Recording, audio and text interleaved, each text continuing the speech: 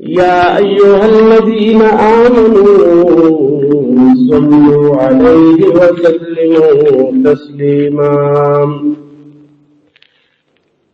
اللهم صل على سيدنا ومولانا محمد وبارك وسلم وصل عليه مولاي صل وسلم دائما أبدا على حبيبك خير الخلق كلهم هو الحبيب الذي ترجى شفاعته لكل هول من الأهوال مقتحم محمد سيد الكونين والثقلين والفريقين من عرب ومن عجم مولاي صل وسلم دائما أبدا على حبيبك خير الخلق كلهم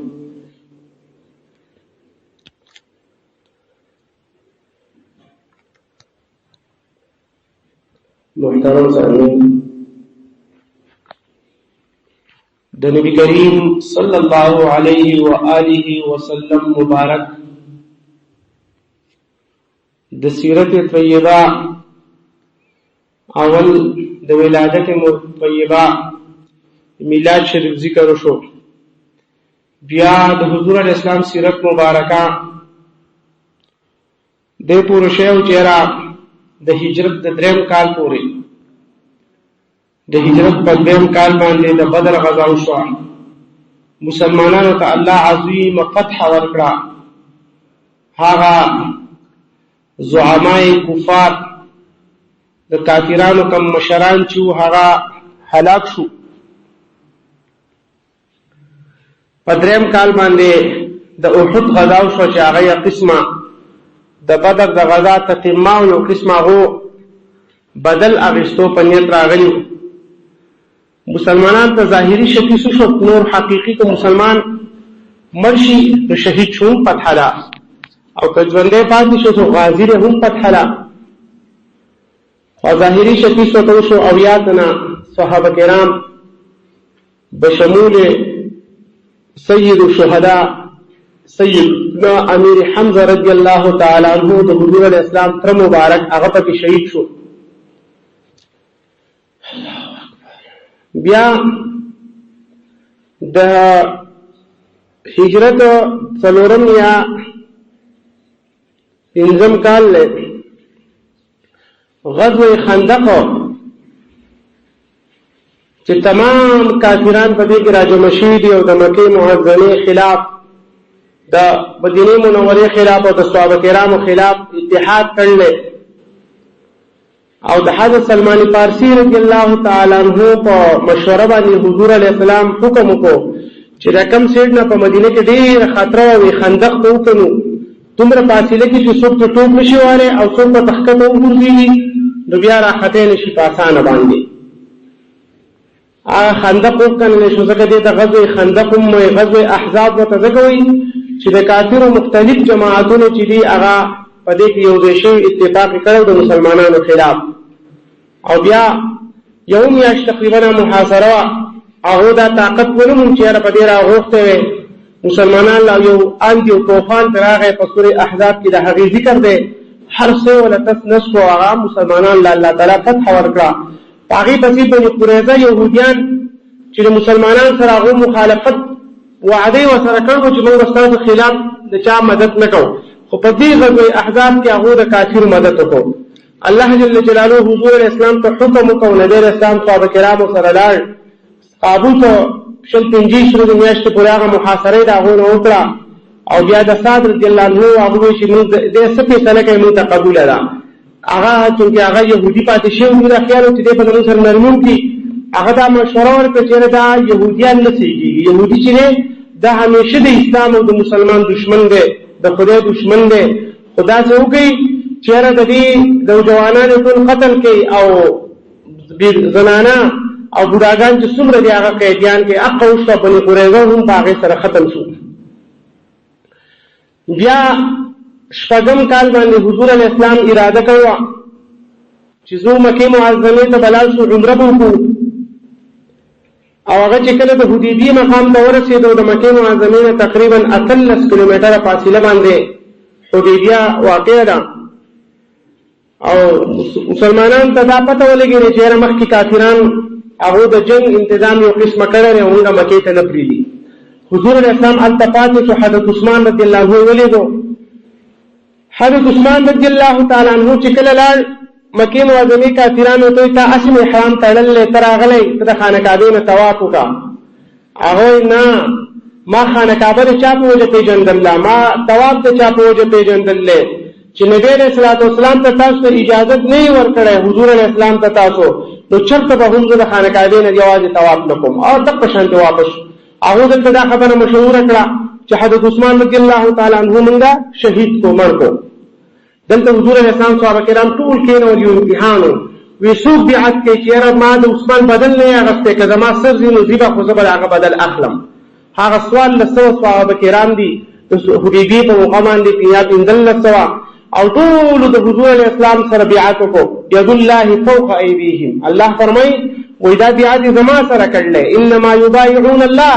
دیو د الله سره بیعت کړلی او ټول دا بیعت وکړو د حضور علیه السلام سره چې موږ د عثمان رضی الله عنه بدل نه یې اخیستی نو چېرته به هم موږ د دې ځای نه واپس کېږو. نو او بیا هغه ځای نه کافران پوه شو چې یاره اوس مسله ورانله نه کېږي، نو بیا صلح ته هغو غاړه کېښوده. سهیل رضی الله عنه چې کله راغی حضور علیه السلام فرمایي جاء سهیل الان سهل الله. سهیل راغی وی اوس به الله تعالی اسانه کړي، یعنی سهیل معنا اسانتیا، نو اوس به الله اساني راولي. هغه لا مسلمان شوی نه دی. هغه معاهده ولیکلی شوه او په معاهده کې ټول شرطونه چې دي هغه د مسلمانانو خلاف.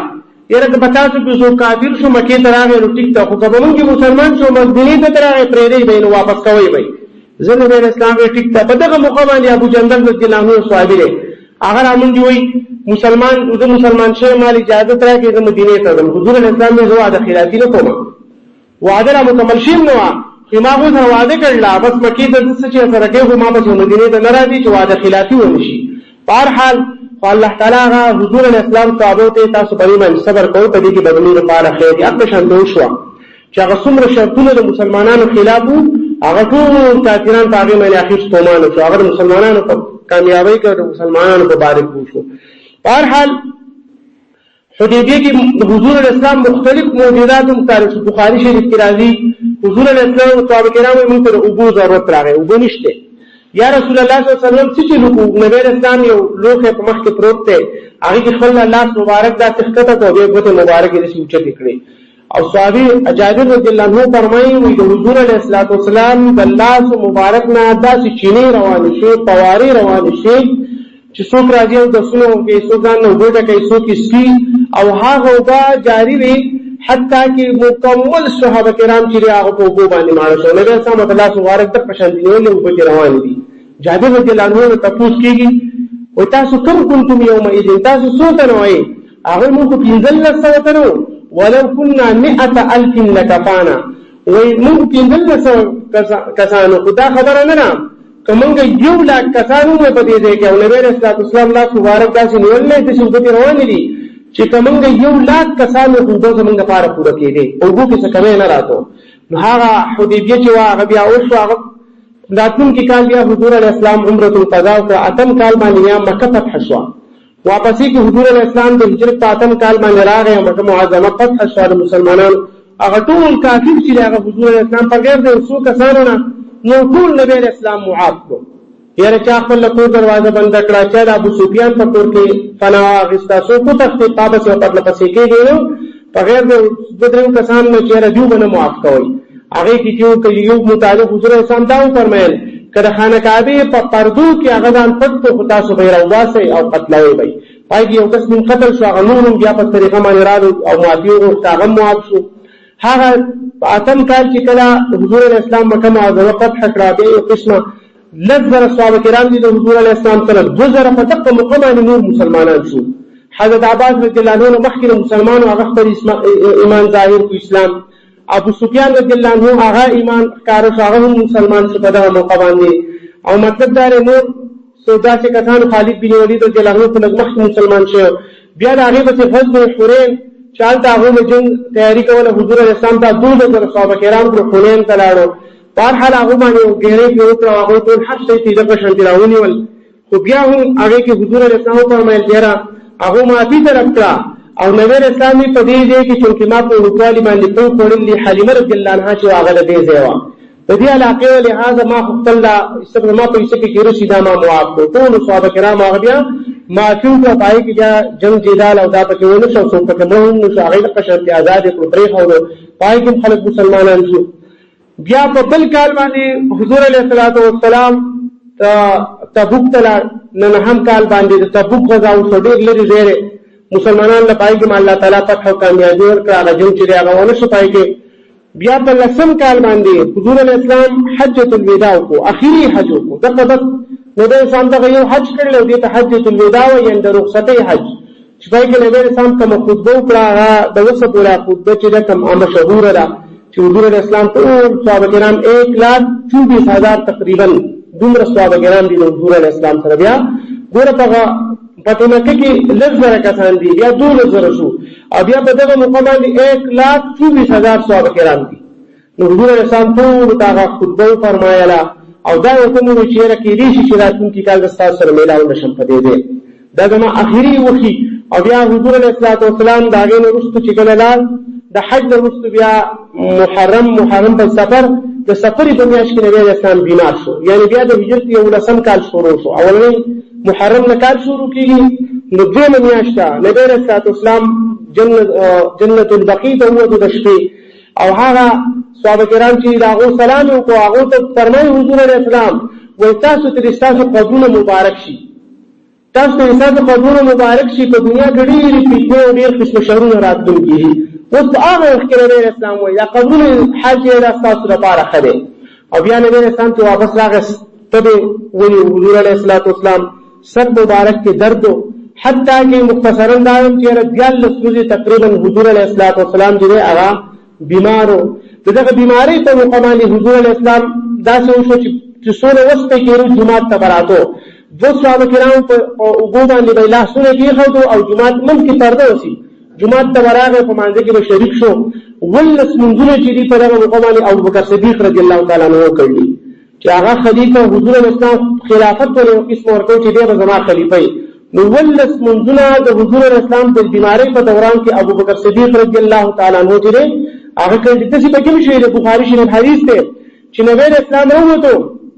ابوبکر صدیق صرف په مانځه کې شاته شو، نبی اسلام ورته ودرېږه هغه په مانځه کې شاته شو، شاته سب کې ودرېد او نبی اسلام مخکې کېناست، مونځ یې ورکړو. بیا ورته نبی اسلام وایي چې ما راته اجازه وکړو، نو ته ولې شاته کېدې؟ هغه یا رسول الله زما لپاره دا نه دی مناسب چې تاسو موجود یې او زه ستاسو د مخکې کېږم او مونځ کوم، ستاسو نه د مخکې مونځ نشم کولی، نو هغه تاسو امام الانبیاء. بهرحال نو هغه کېدی چې یاره د حضور علیه السلام په دغه موقع باندې مختلف یو 3 ورځې مخکې حضور علیه السلام طبراني شریف حدیث دی، صحابه کرام ټول کېنول په حقوق العباد ورته بحث وکړو چې ګوره د بنده د حقوقو نه ځان ساتئ، الله تعالی په خپلو حقوقو کې که ووایي ماتې به وکړي، خو تر دې حق چې دی هغه نه بخي. خو تاسو کوشش کوئ چې که چا په چا باندې څه حق وي هغه د هغې نه مخکې چې یاره د وفات شي د هغې نه مخکې هغه نه آزاد کړئ ځان. او بیا نبي اسلام هم اعلان وکړو وی خبردار که په ما باندې د چا څه قسمه حق وي نو هغه زما نه خپل حق غوښتی شي. یو پیر چې 3 پیرو وي په اخر سر کې یو صحابي ناست دی حضرت عکاشة بن محصن رضی الله تعالی عنه هغه راپاڅېد، یا رسول الله صلی الله علیه وسلم زما په تاسو باندې یو بدل پاتې دی. حضور علیه السلام ورته فرمایي وایي څه بدل دی عکاشة؟ وایي بدل دا دی چې په یو غذا کې ما ورته را روانو او زه په یو سورلې وم ته په بله باندې ستا سره په لاس کې لښته وه او تاسو ما له یوه لښته راچول وه، زما نه باندې بدل پاتې دی. حضور علیه السلام وایي عکاشة بدل اخلي وایي او صحابه کرام پسې رسول الله وسلم وایي زما نه به بدل والي، هغه وایي نه زه به د حضور علیه السلام نه بدل اخلم. مختلف صحابه کرام حضرت عمر رضی الله عنه حضرت ابوبکر صدیق رضی الله عنه ته نیت کوي ته زموږ نه بدل واله، حضور علیه السلام بیمار دی، وایي نه زه به د نبي علیه السلام نه بدل اخلم. نبی علیه السلام ته چې کله سلام ستا په لاس کې لښته و نبي اسلام وایي او هغه لښته چې دا امسا هغه زما سره په کور کې پرته هغه خو باسي د جهاد په موقع ځان سره وړه. نو حضور علیه السلام کور ته یو صحابي لېږي وایي لاړ شه او زما د کور نه هغه امسا چې د هغه راواله مورتې ته وایي دا څه خبره ده، دا خو د نبي اسلام د سفر امسا ده، هغه خو هسې دا نه استعمالوي، په دې څه کوي؟ هغه ته قصو چې عکاشة رضی الله عنه د حضور اسلام خپل بدل اخلي. هغه لخت چې کله راوړ حضور اسلام یې عکاشة والده هغه لخت واغست پلاس کې وینا وای بدل اخلما خو کله تاسو زو هر زما په بدن باندې لباس نو کمیس نو تاسو چې وانه ما تاسو په بدن باندې کمیس ته حضور اسلام خپل کمیس لړکې وراشه ما کمیس بدن نو چتو او چې څنګه هغه کمیس چته نو عکاشة رضی الله عنه داری کا لخت پزما کې دی او د حضور اسلام شام مبارک خولي او بیا مهر نبوت باندې هغه خپل لګي هغه خپل په جړا کیږي او یا سلام ستانه د بدل اخلم وای دا کې دې ستانه بدل اخلم یا تاسو خو کړم خو ما سب او صدق اراده و چې حضور اسلام اخري وخت د دنیا نه رخصتيږي چې د زمانہ داسې اجازه غواړي لہذا زه دا غواړم چې راستاسو شام مبارکه په دې باندې کپڑے نه ودا د خپل کړم تاسو مهر نبوت چې کوم د حضور اسلام د دیوالو ولو مبارک په منځ کې د اگې مقدار الله دا چې په هغه سټمپ لګیدل قدرتي محمد رسول الله په لیکل شو محمد لاندې په منځ کې رسول او لپاسا د لاندې لیکل شو محمد رسول الله صلی الله علیه وسلم وتقى مهر نبوت دا مې ارمانو چې دا خپل کړم او بیا حضور اسلام د حسن یو خاموشي تاریخي هغه د حضور اسلام شام مبارک خپل کړ بیا حضور اسلام کمیس کته کو